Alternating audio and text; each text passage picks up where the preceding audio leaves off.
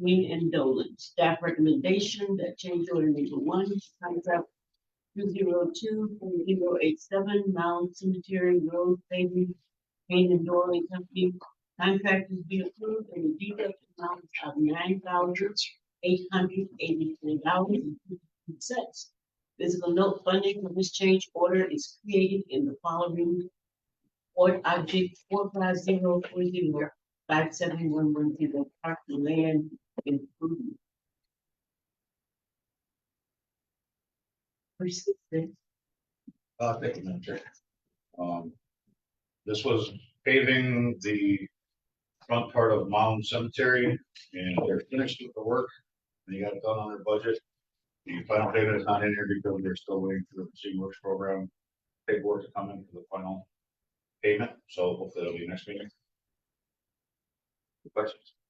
So if we're waiting for the paperwork for the next meeting, why are we approving this now?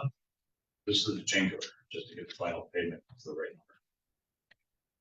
No, I understand that, but why are we just getting the final number as opposed to the change order? Because we have to do the change order first?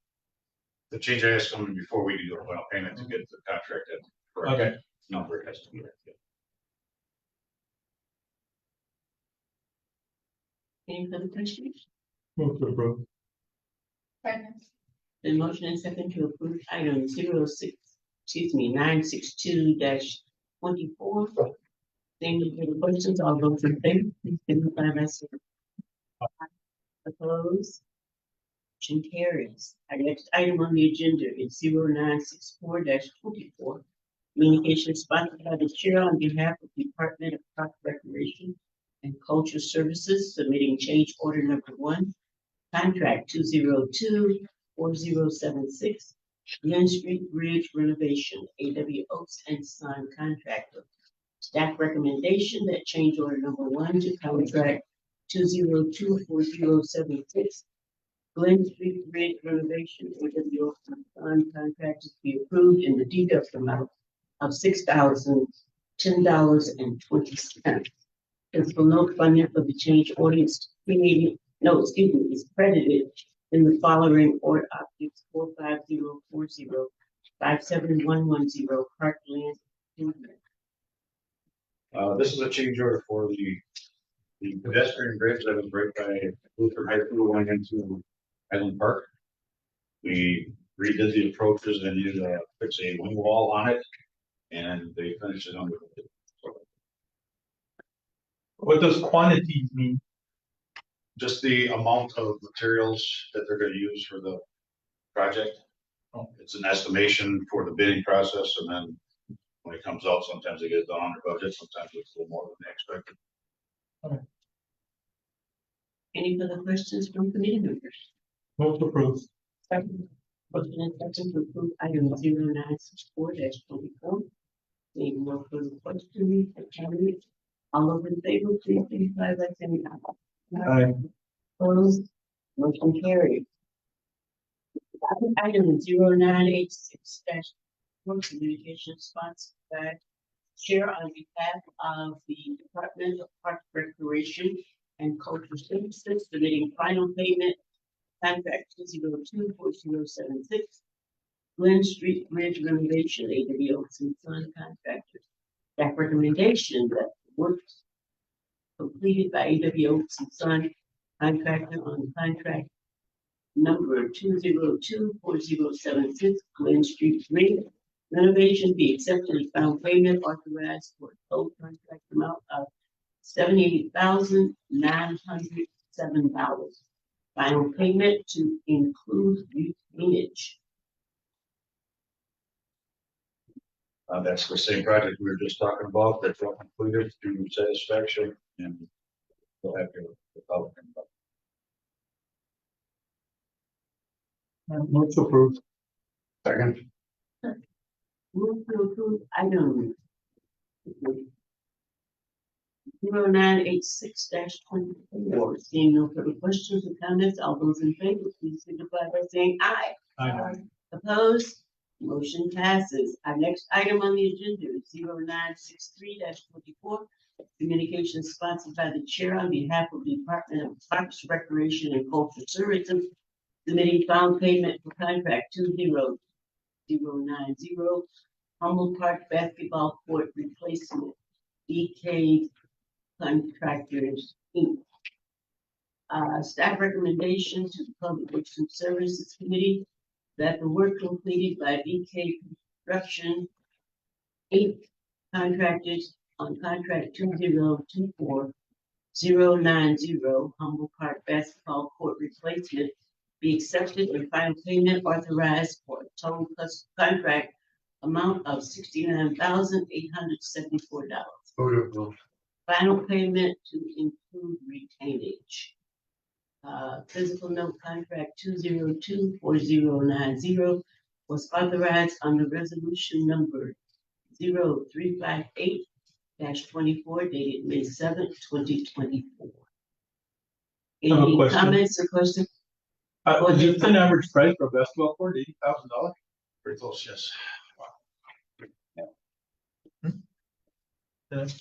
They graded out and to do the paving and hoops and all the striping and everything. It comes out about that much. It's the last couple we got, right around the same price.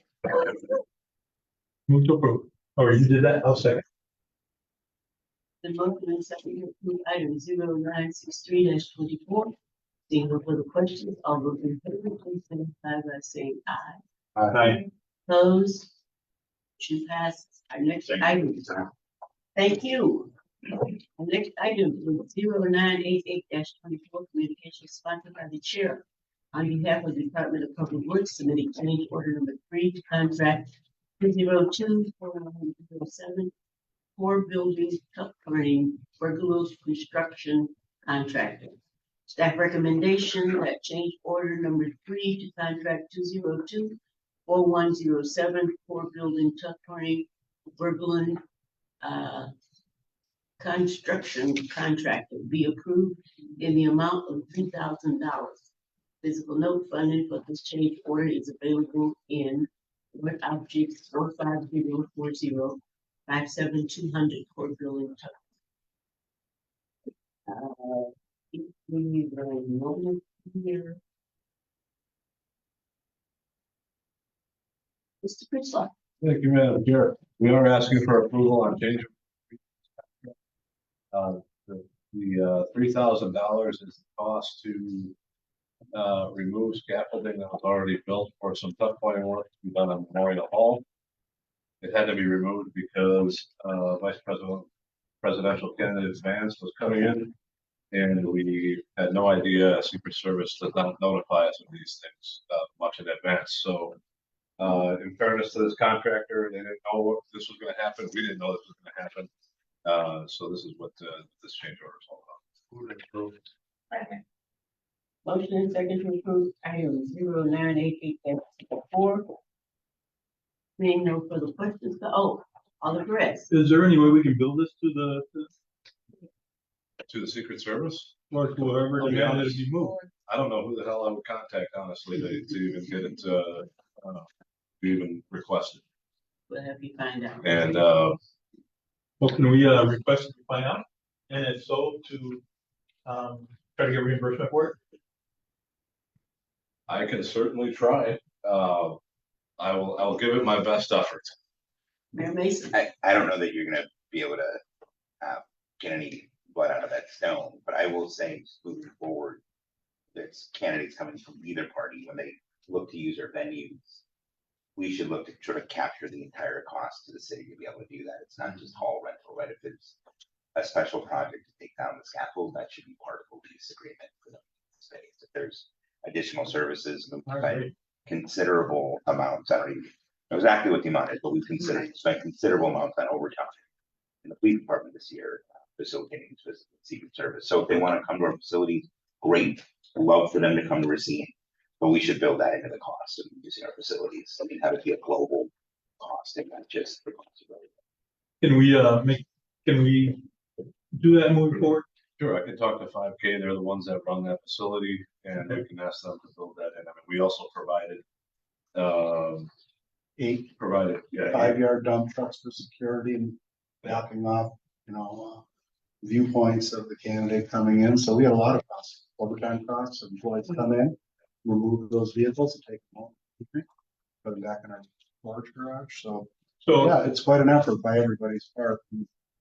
so next Ron's time we point, have, we don't get any notice, usually about 72 to 48 hours tops from Secret Service where the candidate's coming. oh, we build somebody for it, right? No. Oh, we don't build anybody for it? When they come, they say, hey, can we use Festival Hall or can we use Memorial Hall? They, ask our vendor, what's the cost to rent the hall?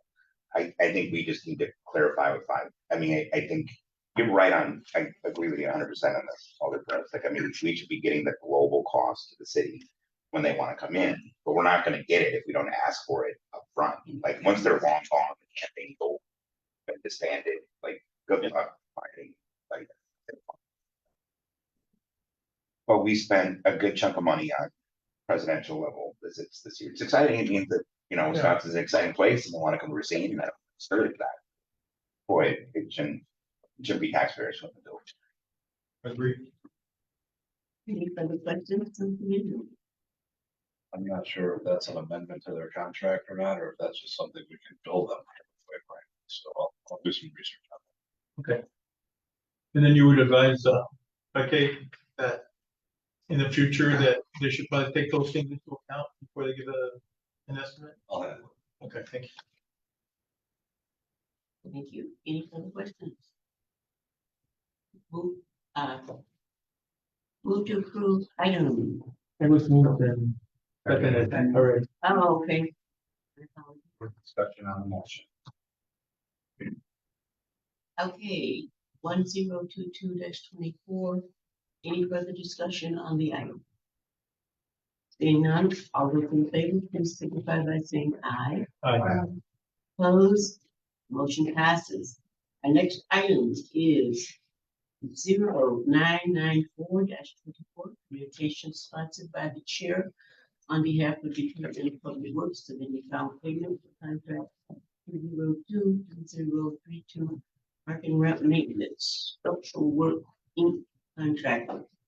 Recommendation, staff recommendation that the work completed by Structural Work Inc. on contract 202-3032 parking ramp maintenance be accepted and final payment authorized for a total contract amount of $476,852.67. Madam Chair, we have the change order. Meeting signage taking up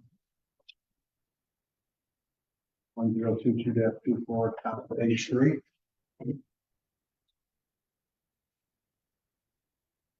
We have a change order for this, and we'll take Okay, yes, Okay, very good. okay, great. Okay. My apologies. Okay, 1022-24 communication sponsored by the chair on behalf of the Department of Public Works submitting change order number 1, contract 202-3032 parking ramp maintenance structural work Inc. contractor. Staff recommendation that change order number 1 to contract 202-3032 parking ramp maintenance structural work Inc. contract is be approved and the deduct amount of $13,250.33. What number is that? It's out of order. 10022 at the top of page 3. Okay. Any questions, comments? Seeing none, motion is second to approve item 1022-24. Seeing no further comments, comments. All those in favor, please signify by saying aye. Aye. Opposed, the motion passes. Our next item is 0994-24.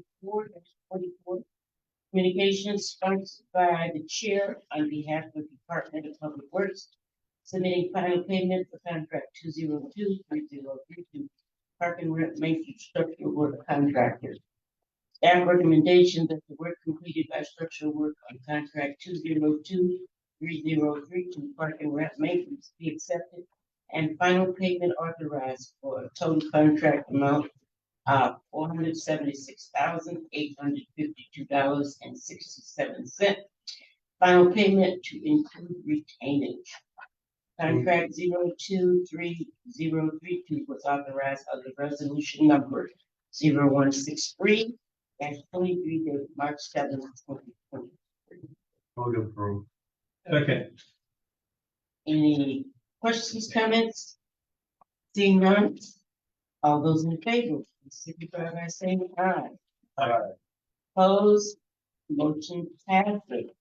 Our next item, 0995-24, communications sponsored by the chair on behalf of the Department of Public Works, submitting change order number 2, contract 202-3021 CDBG street lighting. Wheel Surge Electric Contractor. Staff recommendation that change order number 2, contract 2023-021 CDBG street lighting, Will Third Electric Inc. Contract be approved in the pickup amount of $77,139.60. Simple note, funding for this payment order is credited in order objects 45050 57520 DOB street lighting. Move to approve. Second.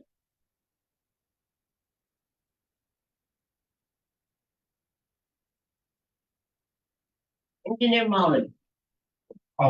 Yeah, this basically is a rectifying change order, what's not listed on the memo is, change order 1 was the additional lights that were between, Washington Center, 9th and 12th. That which brought it up to the over 700,000. And then this one obviously just reduced it back down to 638, 92, 962. Just a clarification. Any further questioning? It's been motioned and second that we approve item 0995-24. Any further questions? None. All those in favor, please signify by saying aye. Aye.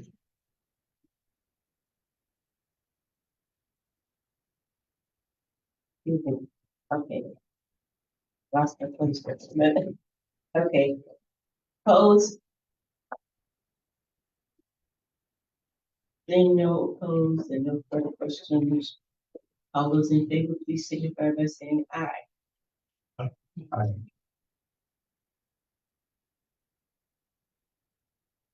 Motion, excuse me, I think all in favor. Contract. Say aye, I'm sorry. We did. We did that. Yeah. I'm looking at the wrong item here, and that's why I was like. Yeah. Don't we just Yeah, do it's now we're on to the final payment that? Okay, which at the bottom of page 3. 0996-14 communication sponsored by the chair on behalf of the Department of Public Works, committing final payment for contract 202-3021 CDBG street lighting, Will Surge Electric Inc. contractors. Staff recommendation that the work completed by Will Surge Electric Inc. on contract 202-3021 CDBG street lighting be accepted and final payment authorized for a total contract amount of $638,962.22. Final payment to include retainage. Fiscal note, contract 202-3021 was authorized under resolution number 0445-23 dated May 16th, 2020. Move to approve. Okay. Motion and second to approve. A question. Alder Perez. On page 33, last item there, GOB streetlights. What's GOB? Yeah, it's just our Gotcha. city fund for Yeah. remainder. Okay, thank you. Any further questions? Did we approve that one? Not yet. You bet. Beg pardon? We need to vote. Okay. All those in favor, please say aye. Aye. Opposed? Motion passes. The next item is, excuse me, 0990-24, communication sponsored by the chair on behalf of Department of Public Works, submitting final payment for contract 2023176, 10th Street Ridge Painting, Zenith Tech Inc. contractor. That recommendation that the work completed by Zenith Tech Inc. on contract 2023176, 8th Street Ridge Painting be accepted and final payment authorized for total contract amount of $1,231. 2,331 and $213. Final payment to include payments. Physical note contract 2023176 was authorized under resolution number 0645-23 dated July 18th, 2023. Move to approve. Second.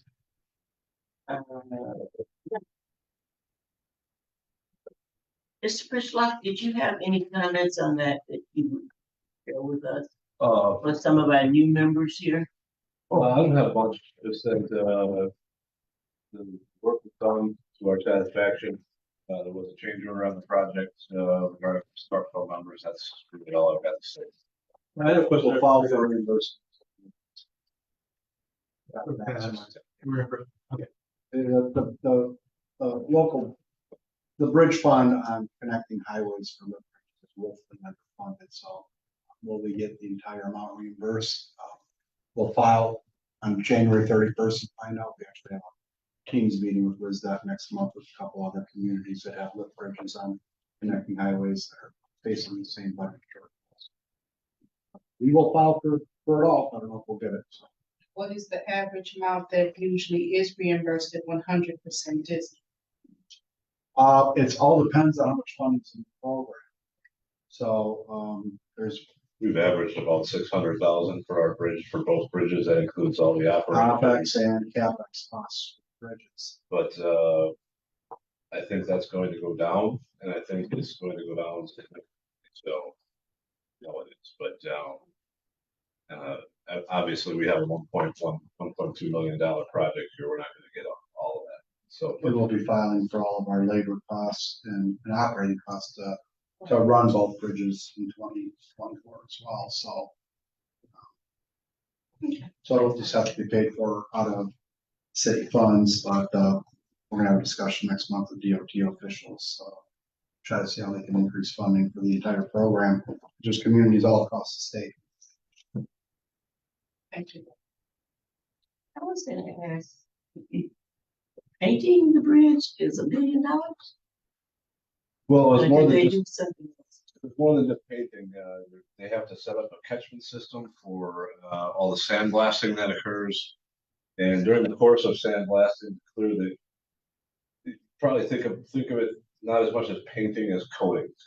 So it's a coating that goes on to protect those structural members. And during the course of sandblasting, we discovered that we had loss of section on several structural members underneath the bridge that actually compromising the structural integrity of it. So that was the reason for the big change order. It was about $111,000 that we had to add on the contract.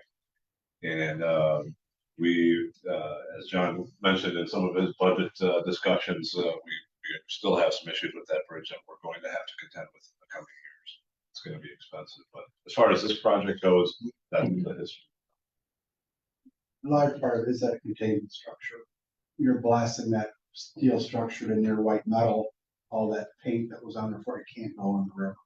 So it's got to be captured and then it's got to be disposed of properly.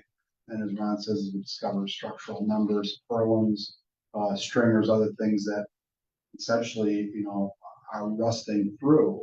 And we discover them, we replace parts of the bridge itself, of the superstructure, to make sure we can stay open to traffic. We actually had to lower the bridge load rating on that this summer until we did a structural analysis. We weren't sure how much the bridge is compromised by some of the issues that we have there, so.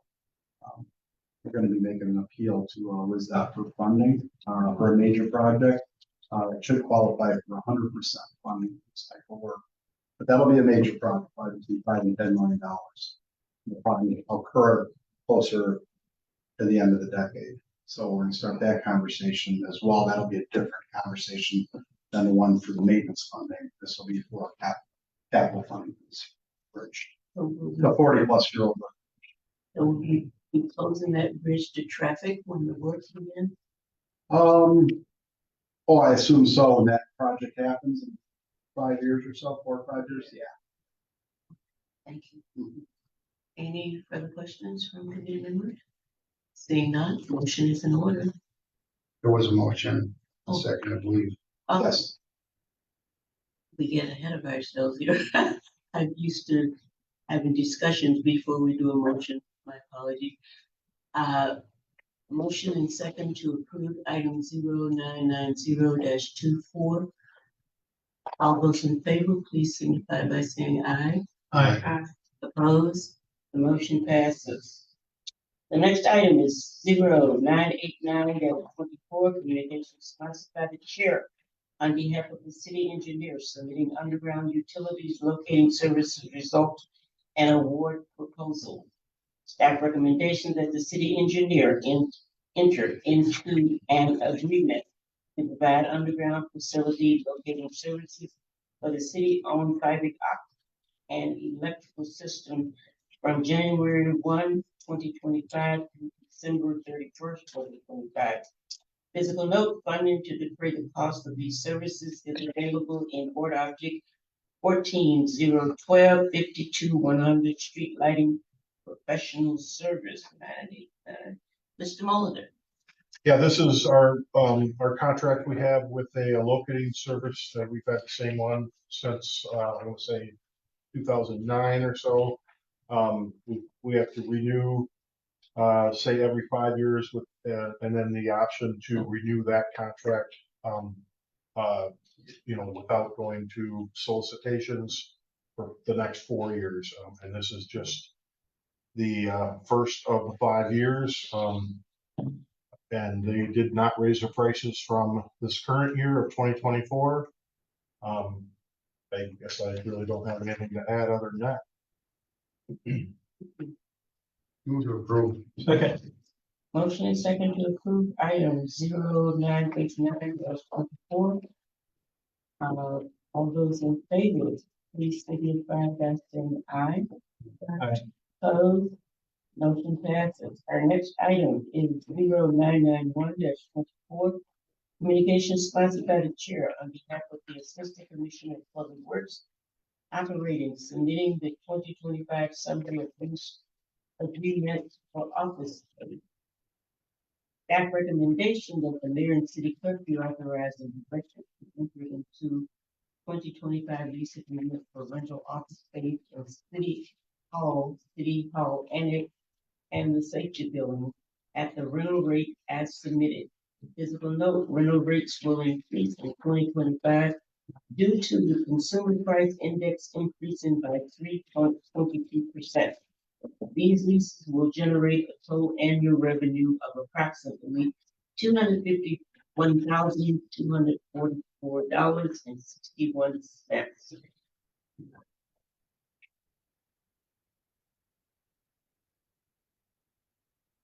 Mr. Bridgewater. Thank you, Madam Chair. The 2025 lease rental rates are submitted for your approval. It's for office space in City Hall Annex, and the safety building. And they're with entities outside the city and city functions that are either grant funded or enterprise functions. I'm proposing a 3.22% increase based on the CPI. That is based on the Department of Labor statistics. So that's where that number comes from. The attached summary lists all the leases, space occupied, how much square footage, and it'll generate roughly a total revenue of $251,244.61. Any questions for Alder Mack? Thank you. Do we freeze the rate for the nonprofits at last year's rate. And then increase for everyone else. Is that something we have the ability to do here?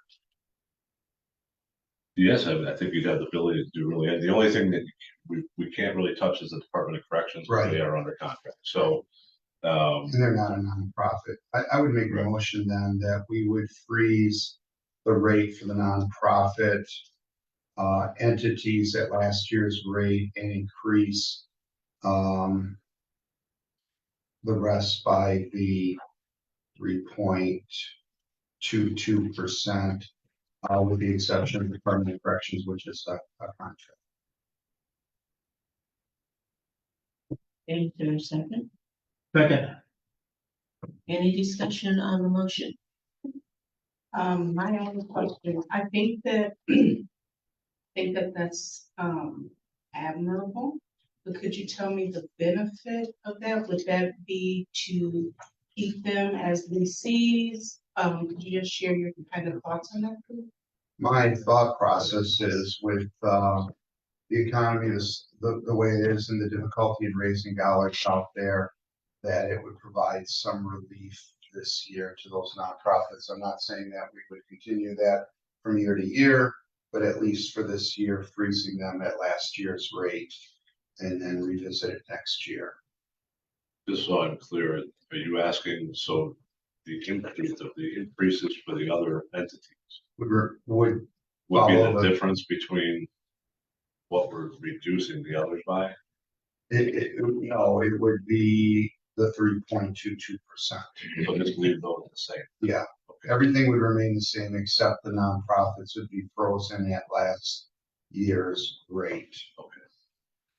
are the nonprofits in green here? Mhm. It'd be the Racine Concert Band, Racine Symphony, Boys for Tots, and Neighborhood Watch.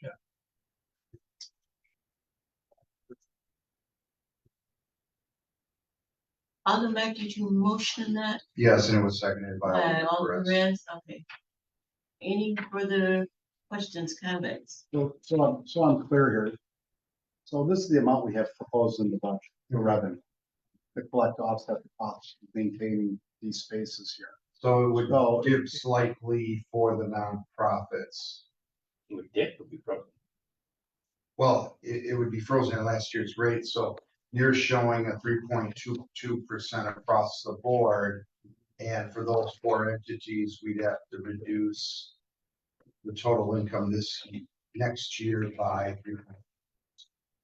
Okay, so the revenue would be slightly smaller in the budget than what's proposed. Yeah, it's also a clarification. Toys for Tots, while it's listed here on this list, they don't enjoy a lease that goes from January 1st to December 31st. Their lease is from July 1st and to June 30th. So their lease has already been approved by the Common Council. Probably sometime in May or June. Is that correct? Yeah. So they have a different lease, period. So probably should not have. They're, It's hard because it's in the middle of the year that they come up. Yeah. and that's but not their lease reflected- has already been approved. Their lease. Yeah, I think it's, so I don't think that is something, that lease has already been approved for that rate amount. So I think what you're saying is you want to freeze the rate At this for the point, other three remaining. I would withdraw my motion at that point. We've already approved the rental agreement. So you are withdrawing your motion. I would withdraw my motion.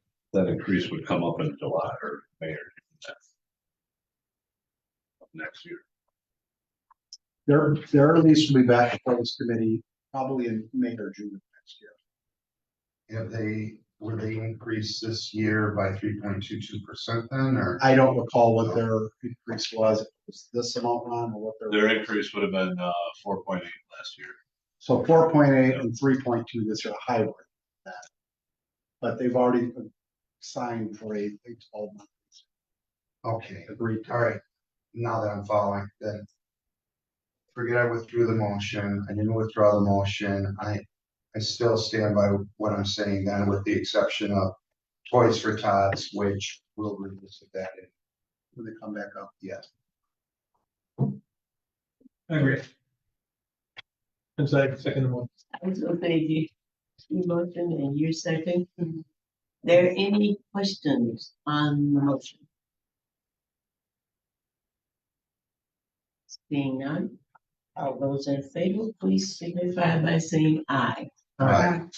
Opposed, motion passes.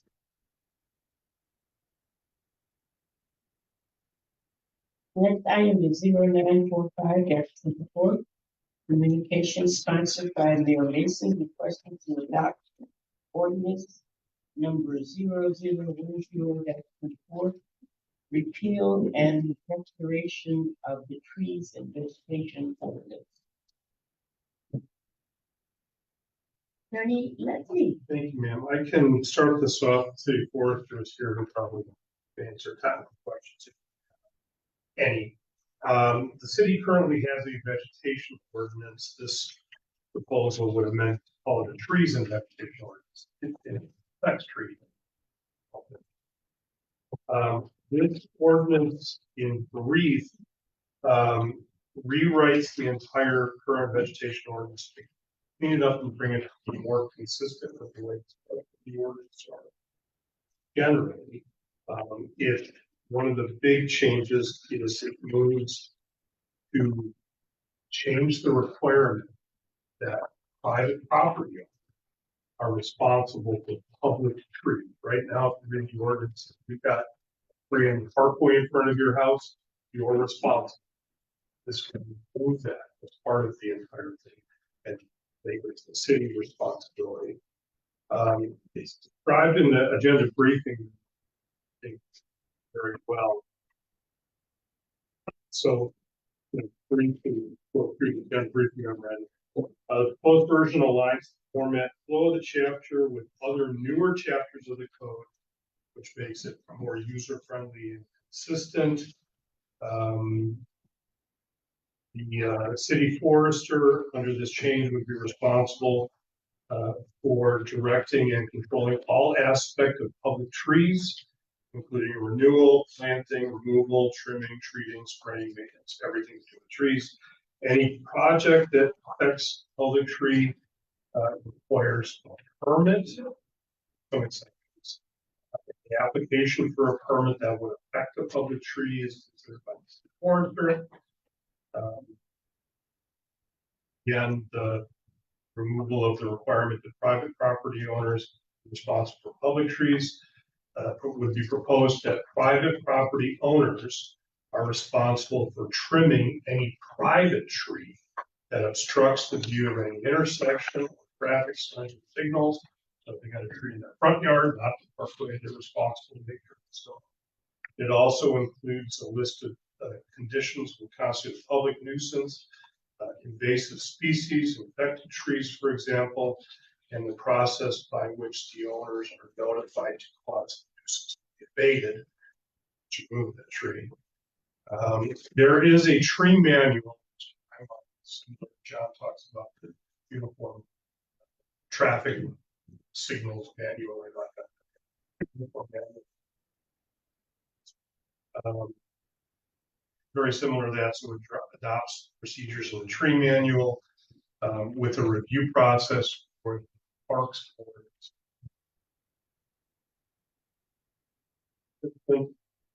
If anybody violates order of the city forester, there's an appeal process that's in here that will go through the process board, and anybody that violates the chapter could be cited municipal citation.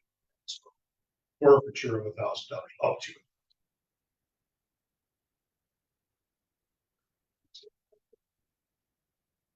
Nothing to add. Any questions? Not a question. This sounds reasonable. On the grid. I have a couple questions there. So reading the prohibited acts, they seem to be pretty extensive. So if I'm walking down the sidewalk and the branch is in my way and I rip it out so I can keep walking, I violated the break, injure, mutilate the face, number 2, unenforcement. Technically, yes. Technically, That's not something we'll be tracking. More concerned about people who hire companies to take in significant portions of trees, prune them out, which can really damage the remaining tree. that are in the parkway. Correct. Okay, so my wife decided that she loves the tree that's in front of her house. She's created a square around the bottom and she's planted little things in there, little, I don't know, shrubs or whatever. Sure. Would that be illegal? No. It seems to be from the way this is written. What part? Well, he was talking about any changes that are done to the trees in the parkway. Any, or even like, number one, secure, fasten, rock bending rope, wire device. Add anything that's not originally put there by the forester, which would be like a little shrub in front of that tree. Well, there's the language that says such that it causes or can cause any injury or damage. But how would you know unless it grows and causes damage? Well, it's basically forced. Yeah, but the city forester also has a responsibility to check trees periodically, which he does faithfully, but then when a part of the tree falls on a car, and he checked it once earlier, didn't find anything, we find that we have cause and not culpability because it was inspected, right? So how do we know that in that time when he inspected something and it broke off and hit a car, that it didn't go bad? We don't. That's why we have liability or no liability when that happens. So I'm just trying to think that, I think there's another ordinance in another chapter that discusses plants, shrubs and things like that being planted, or flowering plants. That section limits it to, I think it's a height issue, 30 inches high, so that there's a sight of vision, a line of sight that is. yeah, I guess technically the planting of anything in a parkway, the way it's written, probably would be under my jurisdiction. Quite honestly, I'm only concerned about things that are woody, trees and shrubs that can grow into woody shrubs, things that can grow tall and, you know, again, obstruct the sidewalks, street access, etc. well, the problem that I have when we do these changes is that even though it makes sense and we're talking about it now, there's no history later when something happens, and we just have to depend just on what's written. We can't say, oh, but the forester at the time, I mean, we could, but it probably won't fly. Well, the forester back in 2024 said that, you know, he's not interested in these little shrub things, he's really just interested in things that are woody. Well, that's not written here. And so I think that if we're gonna codify something different than what we currently have, or enforce something different than we currently have, we really need to be more precise or less precise, either way, so that those things happen. So we're also talking about I haven't found it, I haven't really looked at a lot of detail, but can you tell me where it says that if the root of that tree lifts up the sidewalk, that it's our responsibility? That's not in this ordinance. Is it in another ordinance? It's not in any ordinance. My understanding is the intent is once after the budget is done, there'll be a policy that'll be put through that says if a city-owned tree causes problems to a sidewalk, then we pay for the storm. Pay for the replacement of the tree or the tree? The individual property owner would be responsible for the sidewalk repairs That are caused by the damage from our tree, from a city. In the right. in the parkway, So that will not move the right. forward. That's. Mason has talked about it, we've talked about it, it just didn't get done in time for it's not an ordinance change. It's just how this stormwater fund is used right now, this forestry fund is paid by the forestry fund, so there's an intent shortly after the budget is done to have a policy in place that will require that if a city-owned tree demonstrably causes damage to the sidewalk, such as repair place, that the stormwater fund, the city will pay for those. The stormwater fund. Mayor Mason. I mean, just to Alder Perez's question, is there any reason that language couldn't be added to this ordinance? Well, That's the way you stated. I don't quite understand why we wouldn't. no, want we don't have anything in any ordinance that talks about how the stormwater. Sure, we don't have to mention the stormwater, but you could put language in there that says that if the trees do damage and in the parkway do damage to the sidewalk, it's the city's. I don't know why. I thought that was, I don't know why. I'd like to make a motion that we amend this to include that language with the sidewalk and the damage caused by the tree, that the city is responsible for it. I don't necessarily think we have to put that it'll be paid through the fund unless you think that's critical, Mr. Attorney. Mr. Lane. I think it should probably, Scott, be noted as determined by the city engineer and or the city forester. So it's gotta be someone, Yeah. From Parks Department, Forestry in particular, or City Engineer's Office. I would second that. Agreeing that that was the tree, not the property owner. They may say, I want my sidewalk square here. No, right, I know, I get that. And the city tree's way over there, you know. So when you have a tree right next to the block in a box like this. Of course, and that's why I think that determination, maybe that would be something that would be considered, Scott. Yeah. But we can make that determination. We can easily identify the field in City Works and get it coded, and they will never see that bill. I'll second that.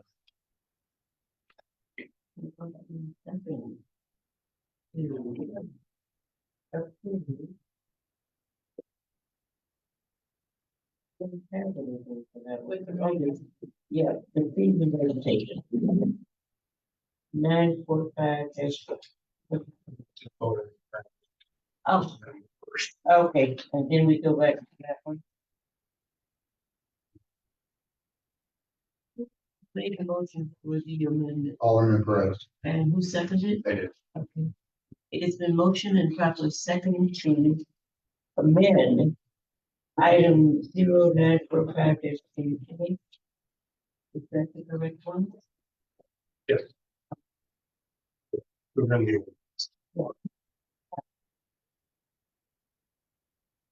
Any questions? Comments? Hearing none, all those in favor, say aye. Aye. Opposed? Motion passes. And now we need to do 0945.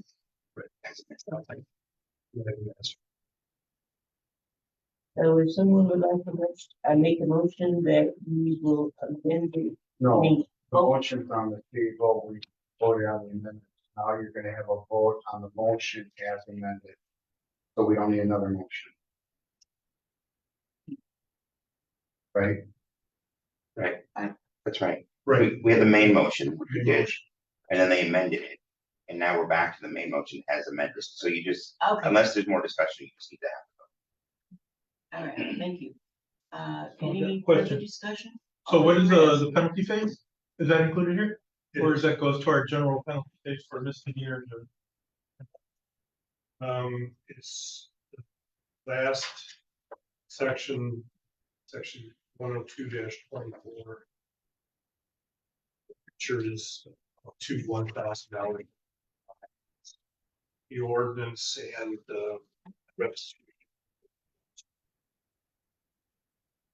And do those things, when they go, do they go to the circuit court or do they go to our court? Municipal court? So they're not. So if it didn't get approved in the municipal code, where does it go then? If the person is not convicted by the municipal court, but they're not convicted in charge.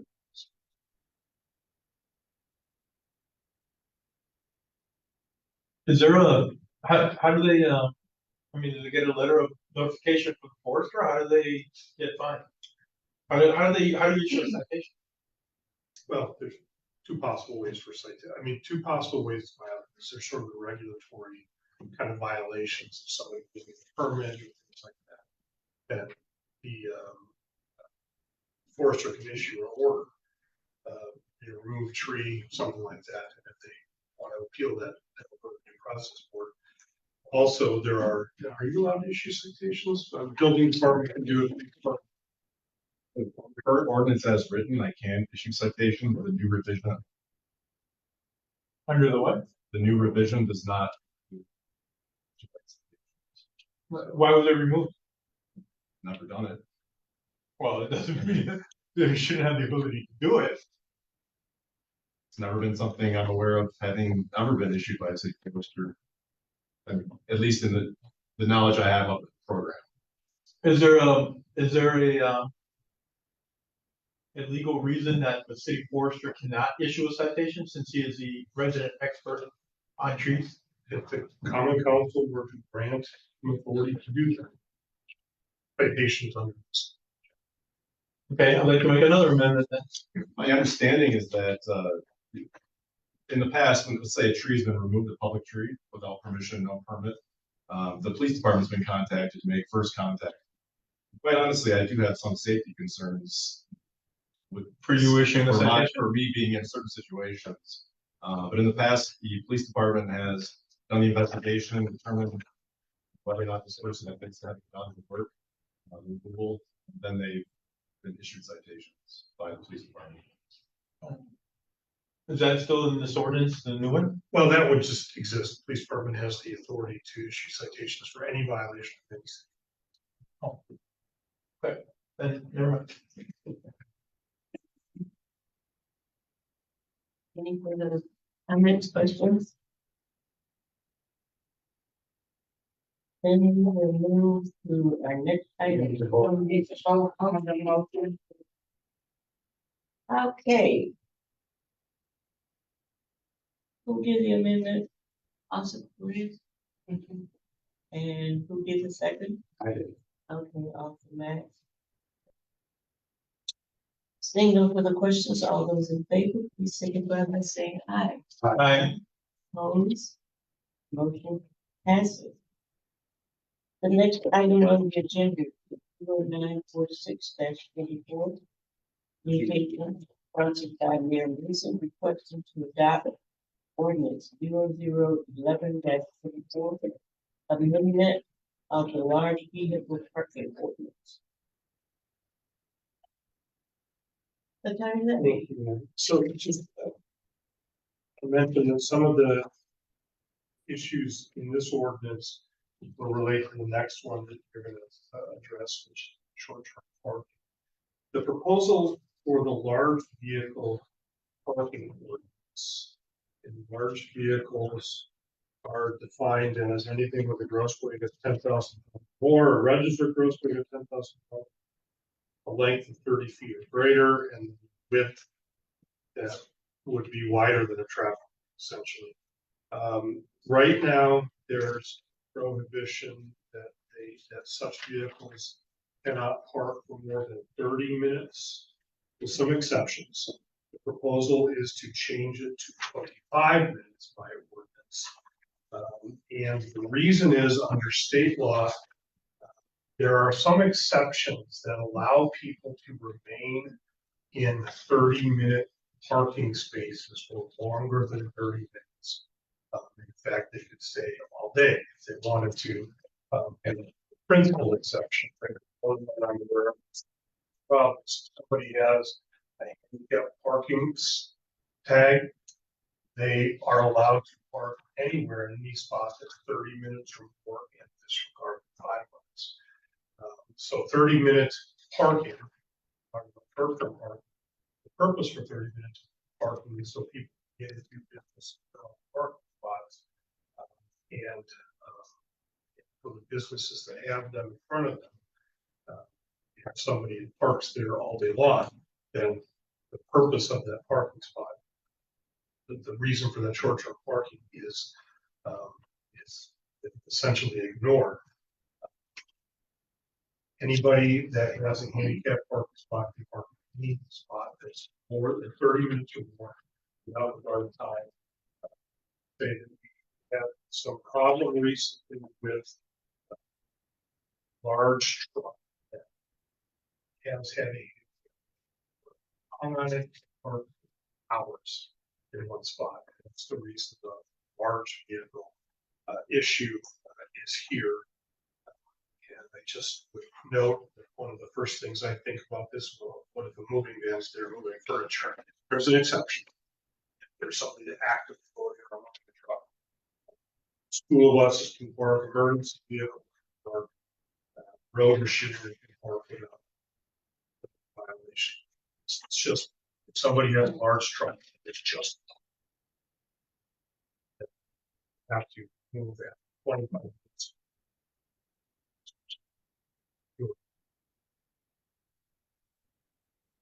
On Chris, So, I hear the exceptions, but, I've called many times because I've had large vehicles that appear to weigh more than 10,000 pounds, I call the police department, and they've come over, there's, oh, there's really nothing you can do about this.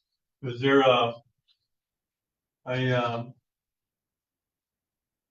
new citation that they have to write or something, or tow the truck, or are those things a possibility? They could write the citation. I'm They sorry, could write the citation. can they tow?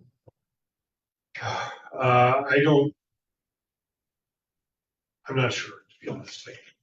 I don't believe that there's an immediate total requirement. Under our ordinance or under state law? This would be an No matter what ordinance. ordinance, okay. So inclusive in large vehicle park. And you said 30 feet is the It's other part of it, other than the 10,000 pounds? right, and that's based on statutory definition, 30 feet. So if they're moving, they wanna put one of those, things that they throw garbage in on the sidewalk, I mean, on the street. Is that does that fall in a different section? You talking about the Dumpster? dumpster? That's- Dumpsters, yeah, That's a permit issued by the building department. that's a permit thing, so it can be done.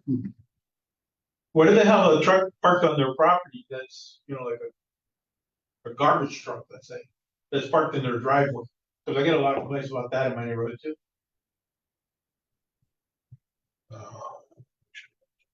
Attorney Zubikowski, he handles all these meetings.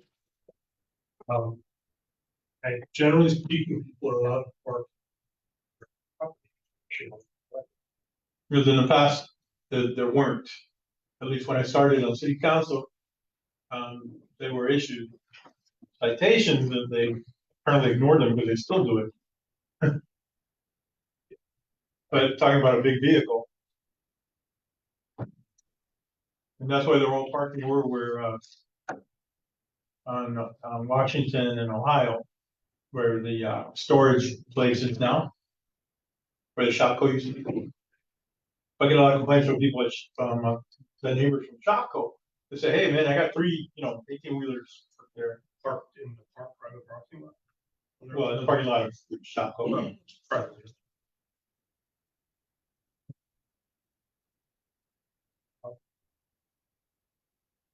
Would we, is there this is exclusive to big vehicles? This particular code changes. Okay. What about, I'm also having a big issue with people that are trying to sell their cars in the corners, that have plates from Illinois and something like that. Is there something that falls under any kind of thing like this? Or saying they're parked for longer. Oh, yeah, for days with a for sale sign without moving the car. Point of order, we're dealing with an ordinance that has something with large vehicles at this point.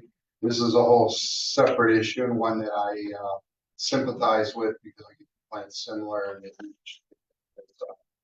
separate ordinance, but I think we should have discussion solely on this large vehicle ordinance as written right now. thank you, Alderman. Sorry about that. Anyone else would like to speak on item 0946-24? Take a motion to approve.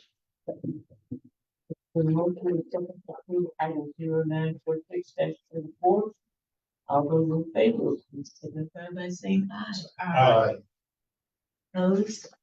Motion passed. Next item is 0947-24.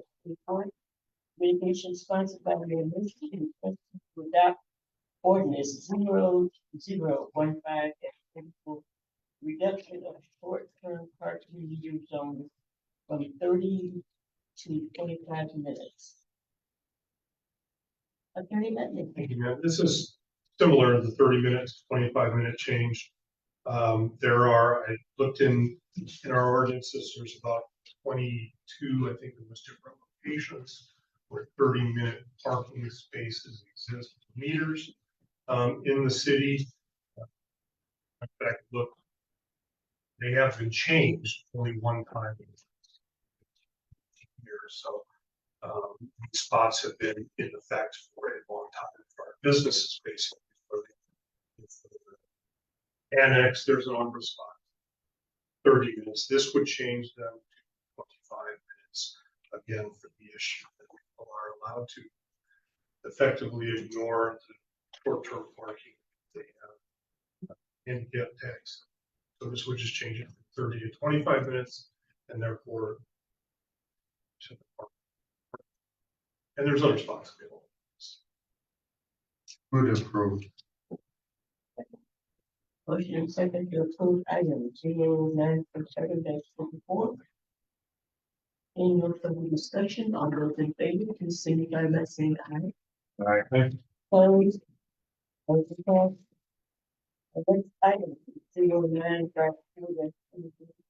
Communication sponsored by Mayor Mason requesting to adopt ordinance 0017-24, special assessment speed bumps.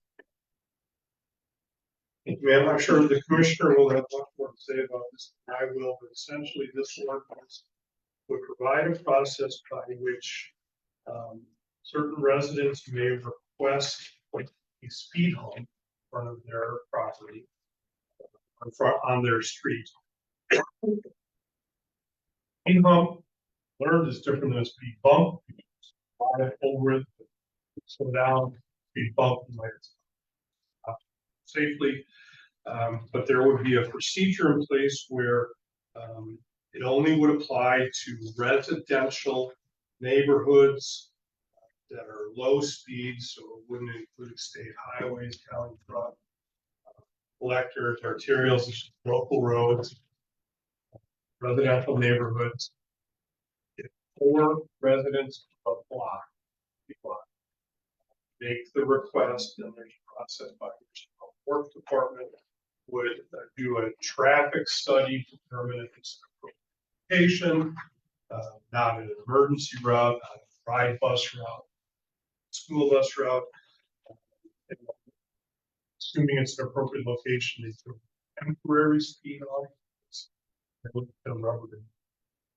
else, have it on for several weeks or a couple of months and do another traffic study to see if it's having the desired effect.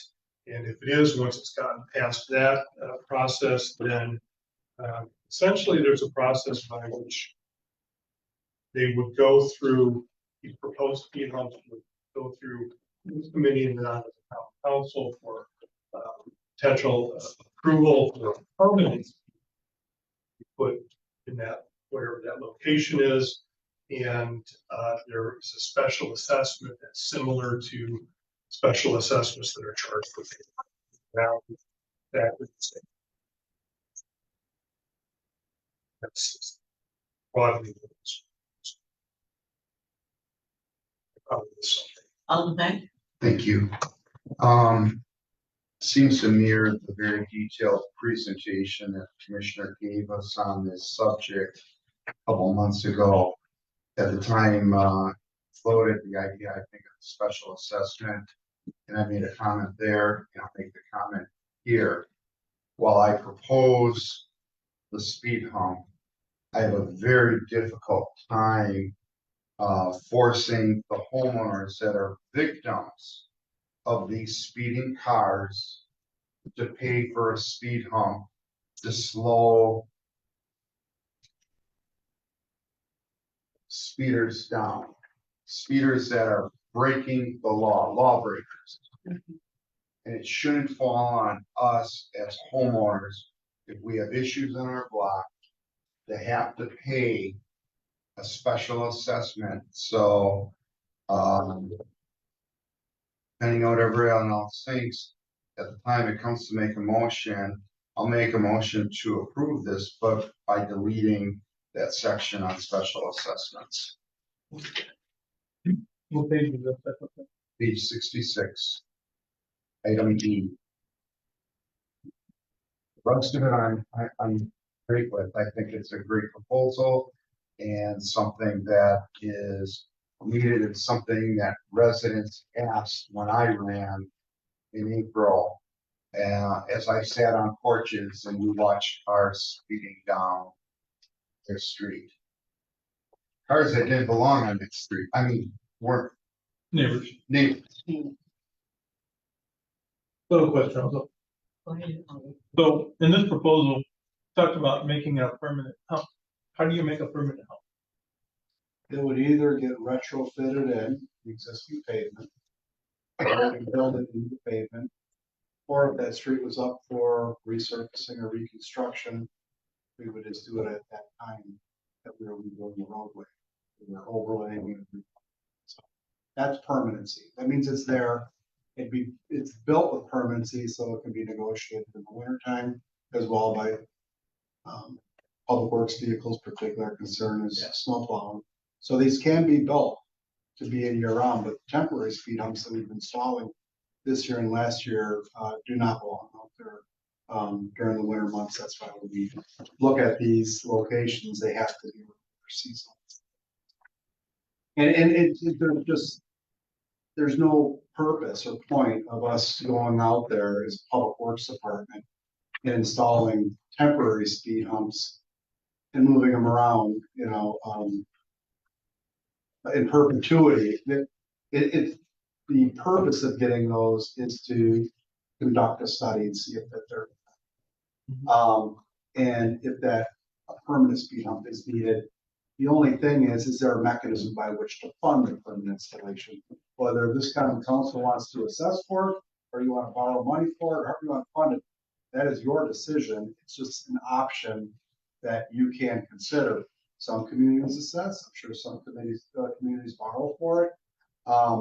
But the notion that we would do this like we've been doing is just not practical. It's about 8 laborers, equipment to put these things in, get them installed, and then we have several of these moving around. We have a lot of work to go out there. We just can't be moving these around seasonally and then taking them out. That's why we want to have a for how these things can get put in permanently if they're warranted, and then a way to pay. Does there are a lot of exceptions that were placed, like where the bus rides, where the ride bus goes in. Are there any streets that would be eligible? School buses and bus routes. It's a fair question. So where these things are not generally permitted at all, and I researched a lot of different communities from East Coast to West Coast, Milwaukee included. These things generally aren't placed on higher functionally classified streets. There's public safety vehicles, there's semi-tractor trailers that go down these. There's buses, whether they're your municipal bus or your school buses. And those are the things that just aren't good bedfellows with speed humps, right? So most of them, this is a reaction to that neighborhood speeding problem. And this is something that you can build in some permanency. So hopefully, the PD is short-staffed and they can't do enough targeted speed enforcement.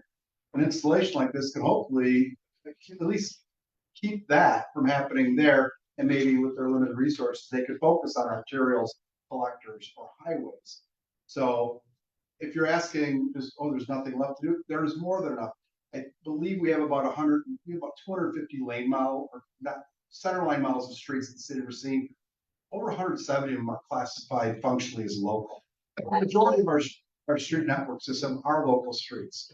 So when you're talking about what streets would they go on, right outside City Hall or any connecting highway, our major or minor arterials, your Ohio streets, your Rapids drives, Memorial drives, collector streets, Erie Street or Chicago Street, they're functionally classified? No, because they serve a little higher purpose. The whole hierarchy of street functional classification is local roads, They feed the collectors feed the arterials feed the highway. So, and that's where the larger vehicles tend to travel. Sure, do semi-tractor trailers leave those higher functionally classified roads and make a delivery of furniture to your house?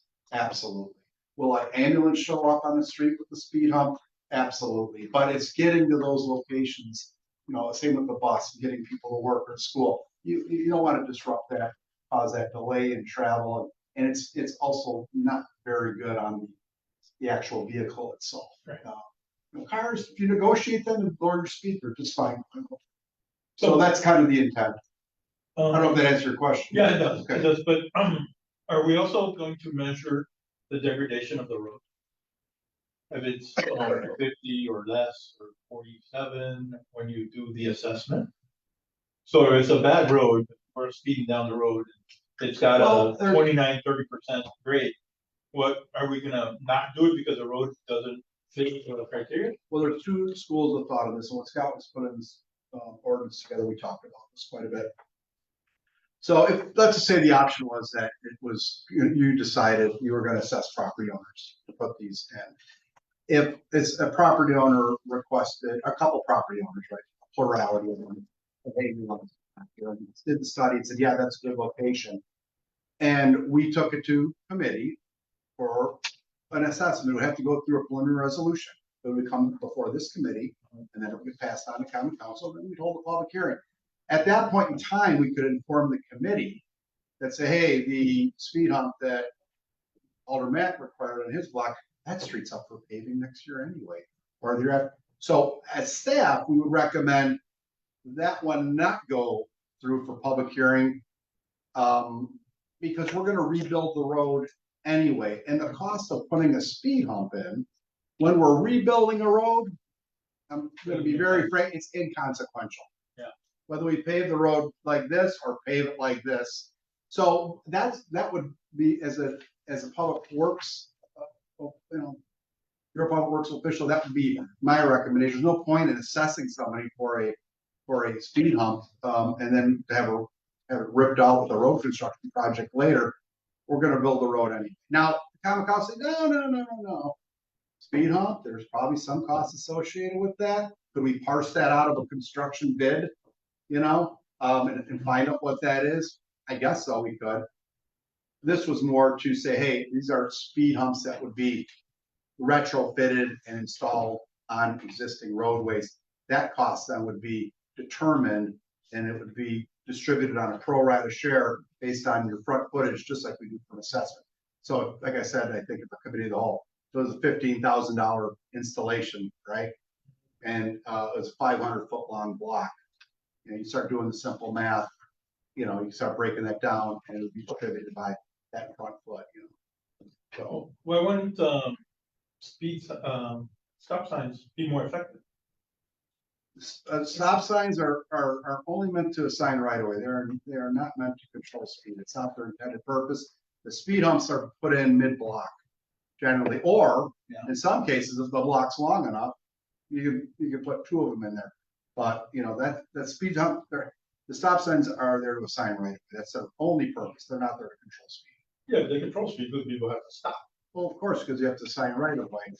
But if you indiscriminately wanted to put all-way stops up at every intersection in the city of Racine, you thought that was a solution to controlling speed, I guarantee you, you'd develop complete disdain for stop signs.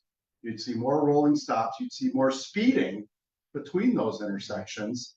And this is proven. These studies have been done for decades. So, to litter your entire community with always stop at every intersection is not going to solve your problem. You can certainly do it if you so ordered it be done, but those will be the unintended consequences of doing that. I can almost guarantee you that's what you'll see.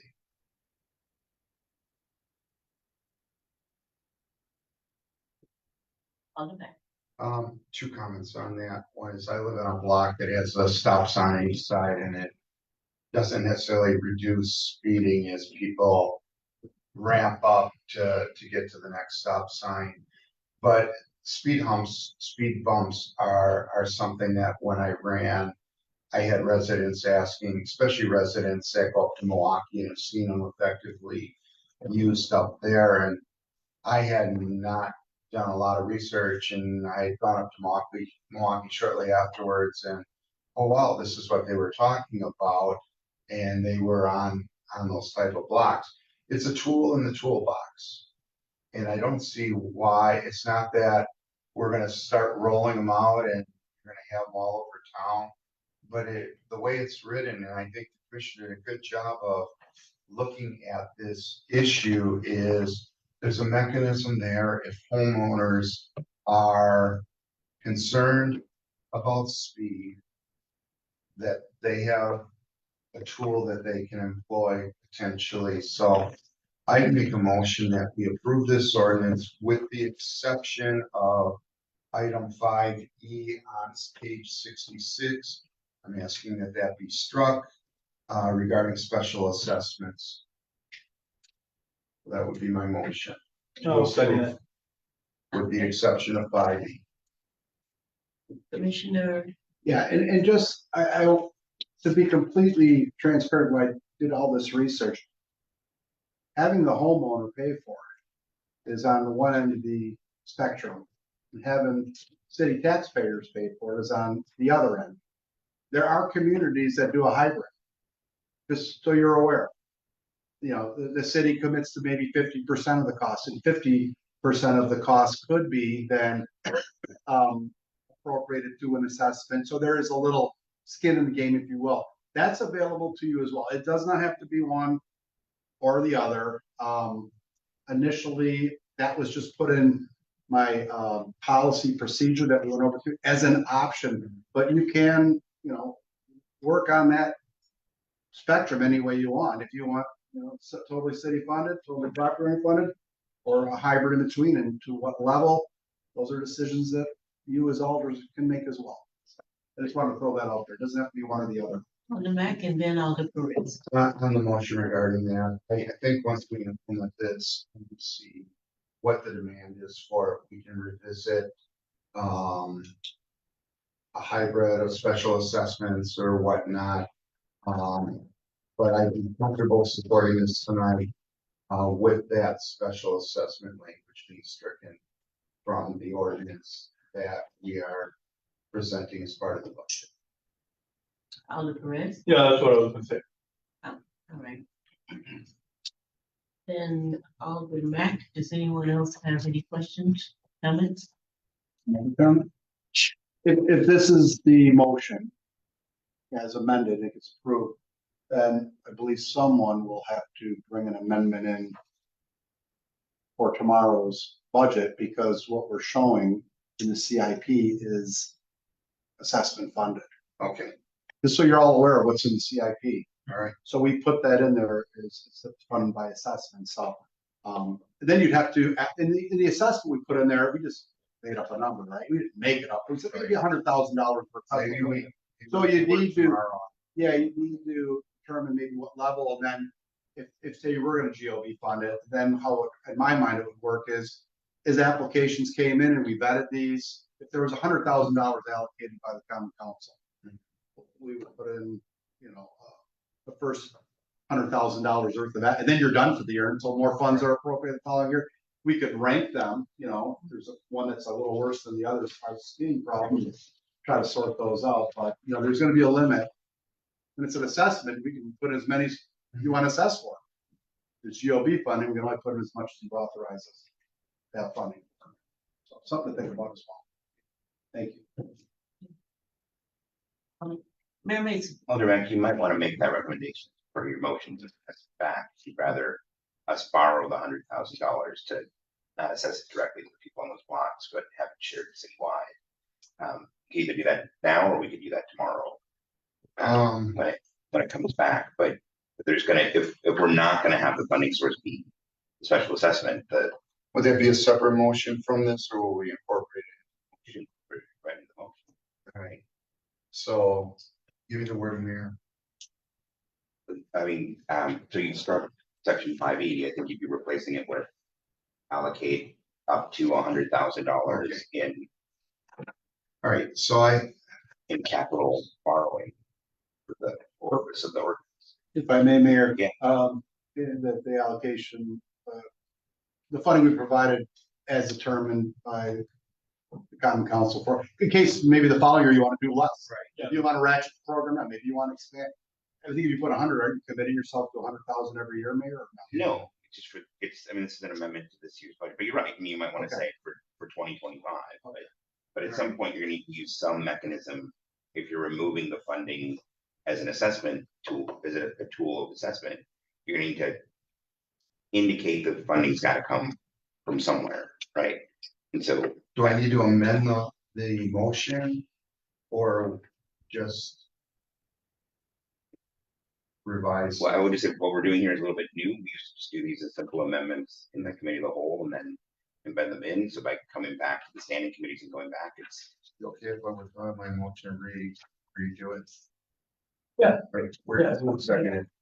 All right, so requesting to withdraw my motion, said I would make a motion that approve the ordinance and that we would replace item 5E with, the common council will set an amount each year to fund the program. And I think between Scott and I will have to clean up from 5 and below, because it's not just E, there's special assessments mentioned on other occasions. Yeah. Is there a second? Motion? On Perez? Yeah, I'll second. Oh. Oh, okay, fine.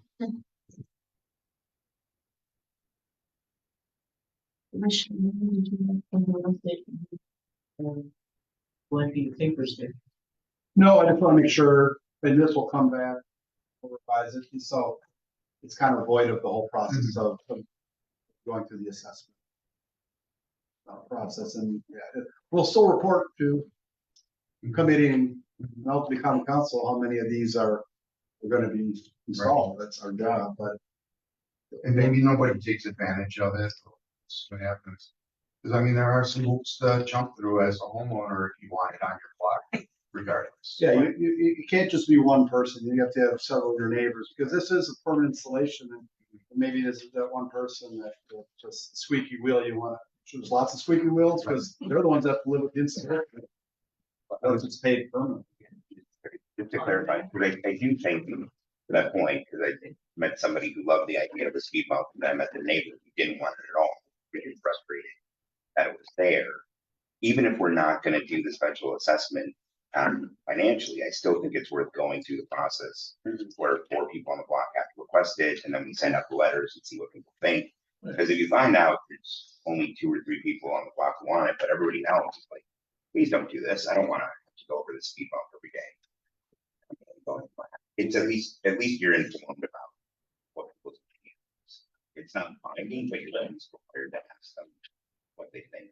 I think, if I may, Madam Chair, we probably are gonna have to maybe, and again, I'll talk with Scott about this to revisit this. We did have some language, I had some language in the original procedure about that, because it didn't contemplate assessments at all. It just said that's an option, but it did say, to the mayor's point, once it's approved, then you do have to go back and have the residents, approve this installation. Yeah. And I think the way we had it set up, there is a majority of the residents. That was what we had proposed earlier. So I think we may go back to that, putting it back in this ordinance, that, because that's the final call, whether they, as a neighbor on that block, want this or not. So it takes a couple of people to get started, to take the majority of them to get it installed. Well, right now, we consider a street assessment though. Those are advisory, that's advisory feedback, right? I mean, this committee's not heard back from anybody and decided in some cases to go ahead and do the repaving anyways because of the condition of the road. They've also decided, we didn't hear from anybody, we're not gonna do any assessments. I think, I don't know that you want that to be, I think still be the judgment of the committee. Right. Whether or It not can be, to if go you want to forward. leave it that way. Right, I think it's. I think worth as proposed here, I think there's enough checks and balances in here. That work, but So if it passes the test, we'll still provide that to the committee. You ultimately have authority if you hear it from your constituent, then you guys will make that decision as a committee and as a common council. Good enough. I have one more question for clarification.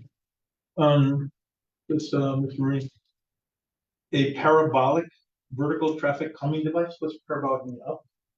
Parabolics is the shape, so the speed, the actual speed pump that is installed is parabolic.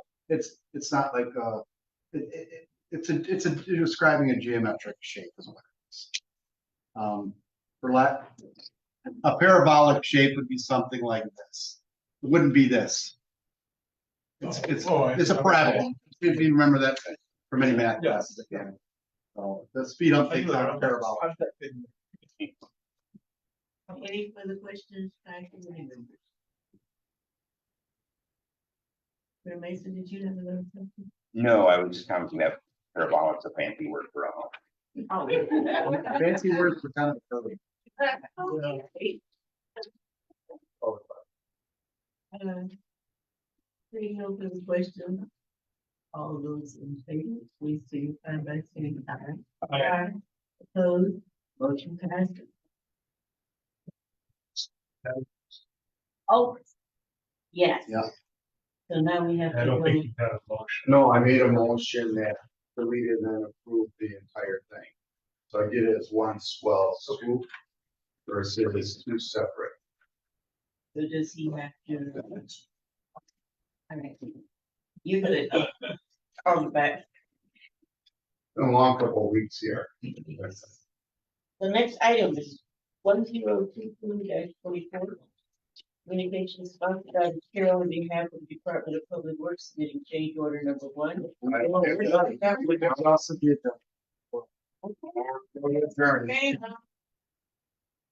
Oh my goodness. It's gonna be a little bit of cleanup. Okay. Yeah. I'll just since data can have proxy about other committees you might want to serve on. There's Welcome aboard. Yeah. Putting a speeding on this route. A lot of speeding. The other speeding that are adjacent. Look at it and see what you're.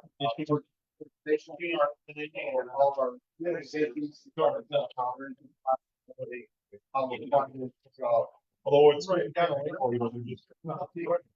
What's time of these things? Maybe kind of late, with, foods and everything, so, you know,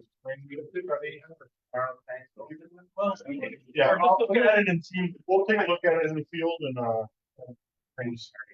It's just, right now, okay, so, yeah, maybe, conditions and stuff like that, you don't have to do some days. Yeah. And. But you want to tell something. I get a lot of. You're leaving. I thought you were leaving. You got two phones and car keys here, you're not gonna get. I know.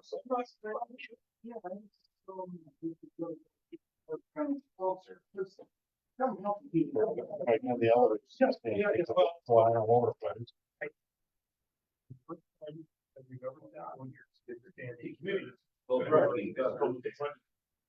The rest of the budget can be. Yeah. Slow street.